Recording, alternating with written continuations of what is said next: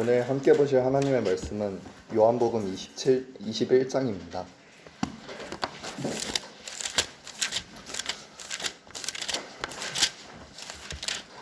요한복음 21장 18절과 19절을 보겠습니다.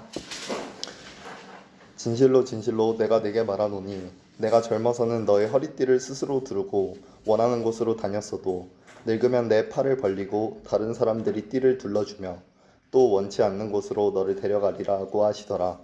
이 말씀을 하심은 베드로가 어떠한 죽음으로 하나님께 영광 돌릴 것인지를 예시하심이라. 주께서 이 말씀을 하신 후 그에게 이르시기를 나를 따라오라고 하시니라. 오늘 설교 제목은 베드로의 회복입니다. 예수 그리스도의 사도 베드로는 베드로전서 4장 7절에서 우리에게 이렇게 권면합니다. 만물의 마지막이 가까웠으니 그러므로 너희는 정신을 차리고 깨어 기도하라. 정신을 차리고 깨어 기도하는 것, 이것은 베드로가 가장 강조하고 싶었던 일이었습니다. 왜냐하면 베드로 자신이 정신을 차리고 깨어 기도하라는 예수님의 말씀을 지키지 못해 비참한 패배를 맛봤기 때문입니다. 마태복음 26장 36절부터 43절에 예수님께서 겟세마네 동산에 기도하러 가실 때 베드로와 세베대의 두 아들 곧 야고보와 요한에게 깨어 기도하라고 말씀하셨지만 그들은 잠들고 말았습니다. 그러자 예수님께서는 그들이 자고 있는 것을 보시고 베드로에게 너희가 나와 함께 1시간도 깨어 있을 수 없다냐? 너희가 시험에 들지 않도록 깨어 기도하라고 말씀하셨습니다. 하지만 너무나 피곤하여 눈이 무거웠던 베드로는 다시 잠들고 말았습니다. 그리고 베드로는 이때 깨어 기도하지 못한 일이 그의 인생에서 가장 슬픈 사건을 이야기할 줄 몰랐습니다. 사도들 가운데 첫째로 불리는 베드로. 그는 자신이 제자들 중 누구보다도 예수님을 사랑한다고 자부했고 또 그만큼 열성적이었던 인물이었습니다.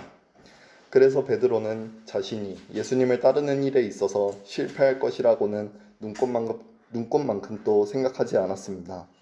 심지어 예수님께서 잡혀가시기 전에 제자들에게 오늘 밤 너희 모두는 나로 인하여 실족할 것이라고 경고하실 때도 그는 이렇게 말했습니다. 베드로가 대답하여 주께 말씀드리기를 설령 모든 사람이 주로 인하여 실족할지라도 나는 결코 실족하지 아니하겠나이다 라고 하니 예수께서 그에게 말씀하시기를 진실로 진실로 내가 네게 말하노니 오늘 밤 닭이 울기 전에 내가 나를 3번 부인하리라고 하시더라. 베드로가 주께 말씀드리기를 설령 내가 주와 함께 죽을지언정 주를 부인하지 아니하겠나이다 라고 하니 다른 제자들도 모두 그렇게 말하더라. 마태복음 26장 33절부터 35절까지죠. 이 말씀에서 우리는 베드로가 자신의 마음을 얼마나 많이 신뢰했는지 알 수 있습니다. 예수님의 말씀보다 자신의 마음을 신뢰하고 앞세웠던 것이죠. 잠언 28장 26절은 이렇게 말씀합니다. 자신의 마음을 신뢰하는 자는 어리석은 자이나 현명하게 행하는 자는 구원을 받으리라. 예수님을 사랑하는 마음이 너무 끓어오르는 나머지 베드로는 자신의 마음을 예수님보다 더 신뢰하는 어리석음을 범했습니다. 결국 그는 예수님의 경고대로 닭이 울기 전에 예수님을 3번 부인하고 말았습니다. 오늘 우리는 예수님을 부인하여 제자의 직분을 상실했던 베드로가 어떻게 회복할 수 있었는지 살펴보고자 합니다. 베드로의 회복을 통해 얻는 교훈. 첫째, 베드로는 예수님을 부인했다는 고통 가운데서도 예수님의 말씀을 붙들었습니다. 우리는 죄의 몸을 입고 있기 때문에 구원받았을지라도 육신의 정욕을 따라 죄를 지을 수 있습니다.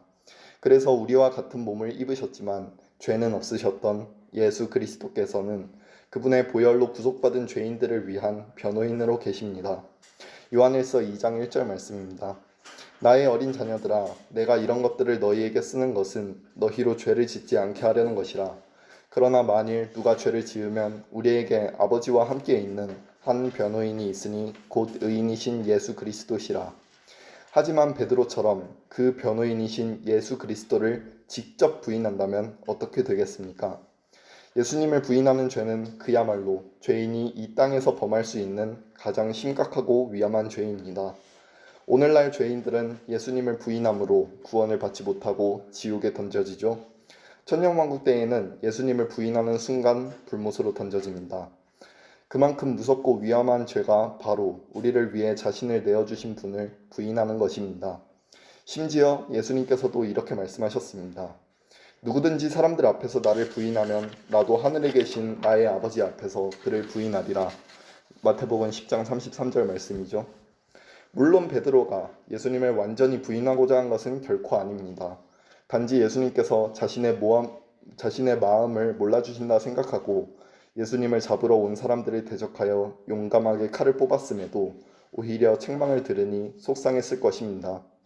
하지만 그 마음이 어땠을지라도 자신의 입으로 예수님을 3번이나 부인한 것은 분명 심각한 죄를 지은 것입니다.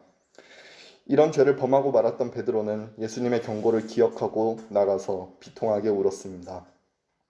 다른 무엇보다도 사랑했고 누구보다도 더 사랑하기 원했던 예수님을 무려 3번이나 부인한 베드로의 마음은 쉽게 회복될 수 없었습니다. 그는 하루 종일 가슴을 치며 이렇게 부르짖었을 것입니다. 오 하나님이여, 죄인인 저를 용서하소서. 하나님의 사랑 가운데 무한한 자유를 누리며 사랑을 고백하다가 떨어져 나간 사람은 너무나 비참한 것입니다. 거리에서 예수 그리스도의 복음을 전파하다가 12년 동안 감옥에 갇혀 철로 역정을 쓴 존 버녀는 비슷한 경험이 있었습니다. 그는 사탄의 괴롭힘을 못 이겨 예수 그리스도를 부인한 시절을 기억하며 이렇게 말했습니다. 난 도무지 어느 방향으로 발길을 돌려야 할지 몰랐다. 아, 내가 얼굴을 쳐들고 악독한 죄를 저질렀던 이 그리스도께 자비를 구하려고 기도할 만한 배짱을 지닌다는 게 당시에 어찌나 곤욕스러운 일이었던지. 사실대로 말해 하나님으로부터 스르르 떨어져 나와 예전에 죄된 삶으로 돌아간 후 기도로 다시 그분께 다가간다는 것이 다른 어떤 것보다도 어려운 일이라는 것을 깨달았던 것이다. 베드로 역시 존 번영과 같이 너무나 괴로웠을 것입니다. 모든 것을 포기하고 싶은 강한 압박이 베드로를 짓눌렀을 것입니다. 하지만 베드로는 예수님께서 전에 자신에게 하셨던 이 말씀을 기억하며 괴로운 시간을 견뎌냈습니다. 또 주께서 말씀하시기를 시몬아 시몬아 보라 사탄이 너희를 밀처럼 키질하려고 찾았느니라. 그러나 내 믿음이 약해지지 않도록 내가 너를 위하여 기도하였으니 내가 회심하게 되면 내 형제들을 굳게 하라. 누가복음 22장 31, 32절 말씀이죠. 베드로는 은 30개에 예수님을 팔아버리고 그 죄책감에 사로잡혀 자살한 유다 이스카리옷과 달랐습니다. 유다 이스카리옷은 끝까지 마귀적인 자기 마음대로 행했지만 베드로는 예수님의 말씀을 붙들었습니다. 우리 중 누군가가 베드로처럼 하나님의 말씀을 경시하고 예수 그리스도만을 신뢰하는 길에서 떠나 방황하며 좌절해 있습니까? 그렇다면 죄를 자백하고 로마서 8장 26절을 붙드십시오. 이와 같이 성령께서도 우리의 연약함을 도우시나니 이는 우리가 마땅히 기도해야 할 것을 알지 못하나 성령께서 친히 말할 수 없는 신음으로 우리를 위하여 중보하시기 때문이라. 베드로의 회복을 통해 얻는 교훈. 둘째, 베드로는 예수 그리스도께로 담대히 나아갔습니다. 본문 5절부터 7절까지의 말씀을 보겠습니다. 그때 예수께서 그들에게 말씀하시기를 자녀들아 너희에게 먹을 것이 있느냐고 하시니 그들이 대답하기를 없나이다 라고 하더라. 주께서 그들에게 말씀하시기를 그물을 배의 오른편에 던지라. 그러면 찾으리라고 하시더라. 그러므로 던졌더니 고기 수가 많아서 그물을 끌어올릴 수가 없더라. 그때 예수께서 사랑하시던 제자가 베드로에게 말하기를 주시다 라고 하니 시몬 베드로가 웃옷을 벗은 채로 있다가 주시다라는 말을 듣자 어부의 겉옷을 걸치고 바닷속에 뛰어들더라. 지난날 이와 비슷한 상황이 있었죠. 누가복음 5장에서 베드로는 고기를 잡지 못하고 돌아왔다가 깊은 데로 나가서 그물을 던지라고 하신 예수님께 순종하여 많은 고기를 잡았었습니다. 그때 베드로는 누가복음 5장 8절에서 예수님께 이렇게 말했습니다. 이것을 보고 많은 고기를 잡은 것을 말하는 것이죠. 시몬 베드로가 예수의 무릎 앞에 엎드려 말하기를 나를 떠나가소서 오 주여 나는 죄인이로소이다 라고 하더라.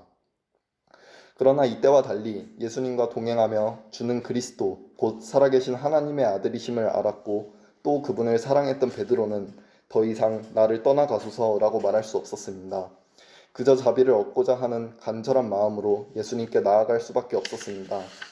무언가 먼저 말씀드릴 용기도 없었을 것입니다. 내가 부인했던 주님을 다시 만나니 낯이 뜨겁고 부끄러워 차마 얼굴을 들기도 힘들었을 것입니다. 하지만 그렇게 나아가는 것만이 유일한 해결책임을 베드로는 알고 있었습니다.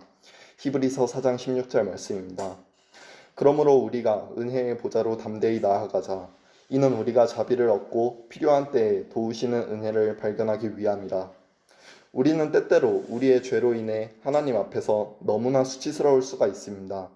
나의 죄를 대속해 주신 예수 그리스도를 또다시 괴롭게 해드려 너무나 염치 없고 부끄러워 쥐구멍에 숨고 싶을 때도 있습니다. 하지만 그런 때일수록 우리는 베드로처럼 더욱 담대히 예수 그리스도께로 나아가야 합니다. 여기서 말씀드리는 담대함은 목을 꼿꼿하게 세우고 감히 하나님의 은혜를 이용하려는 마음을 품고 나아가는 것이 아닙니다. 하나님의 은혜를 세귑거리로 만드는 그런 자들에게는 저주가 있을 것입니다. 우리가 어리석게 죄를 지어 수치스러움에 휩싸여도 예수 그리스도께로 담대히 나아갈 수 있는 이유는 바로 예수님께서 우리를 받아주시기로 약속하셨기 때문입니다. 요한복음 6장 37절 말씀입니다. 아버지께서 내게 주시는 자는 다 내게로 올 것이요 또 내게 오는 자는 내가 결코 내어 쫓지 아니하리라.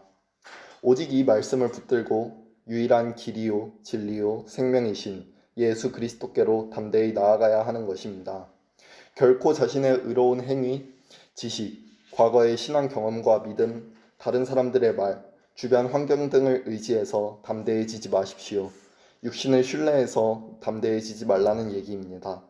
만일 우리가 그런 것으로 나아가고자 한다면 우리는 하나님으로부터 자비는커녕 더욱 큰 슬픔에 빠질 뿐입니다. 함께 이사야 50장 10절과 11절을 보겠습니다. 시간 관계상 바로 읽겠습니다. 너희 가운데 주를 두려워하는 자가 누구며 그의 종의 음성에 복종하는 자는 누구며 또 어두움 가운데 걷고 빛이 없는 자가 누구냐. 그로 주의 이름을 의뢰하고 자기 하나님을 의지하게 할지어다. 여기서 어두움 가운데 걷고 있는 죄인들에게 권면하시는 것이죠. 불을 붙여 그 불꽃에 둘러싸인 모두는 보라. 너희 불빛 가운데서와 너희가 불 붙인 불꽃 가운데서 걸으라. 이 말씀은 어두움 가운데 걸으면서 빛이신 하나님을 의지하지 않고 스스로 불을 붙인 종교적인 사람들에게 경고하시는 것입니다. 그들의 결말을 함께 보겠습니다. 이것이 너희가 내 손에서 얻을 것이니 너희가 슬픔 가운데 누우리라. 우리는 결코 우리 스스로 불을 붙여 빛을 내고자 해서는 안 됩니다. 자신이 어두운 가운데 있다고 생각한다면 오직 빛이신 하나님만을 신뢰하고 그 빛 가운데로 담대히 나아가야 하는 것입니다. 베드로의 회복을 통해 얻는 교훈. 셋째, 베드로는 비록 실족했지만 배교하지는 않았습니다. 실족과 배교는 겉으로 보기에는 비슷해 보일지 모르지만 그 의미는 다릅니다. 실족이란 예수 그리스도를 믿는 믿음에 서 있다가 어떤 일로 인해 걸려 넘어진 것을 의미합니다.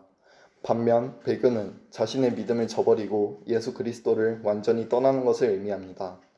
이 둘의 가장 큰 차이점은 바로 마음에 있습니다. 바울과 동역했던 데마는 현 세상을 사랑하여 데살로니가로 갔죠. 그는 예수 그리스도를 사랑하는 것에서 떠나 세상을 사랑하는 길을 택한 배교자입니다. 반면 마가 요한은 오랜 선교 여행에 지쳐 마음대로 하나님의 사역에서 잠시 나갔지만 그리스도를 향한 확고한 사랑으로 바나바와 함께 사역했죠. 후에 마가는 바울에게 필요한 사람으로 불렸습니다. 우리는 모두 연약하고 어리석어 패배하고 좌절할 수 있습니다. 하지만 그 마음에 예수 그리스도를 향한 사랑이 있는 사람은 7번 넘어질지라도 다시 일어날 수 있는 것입니다.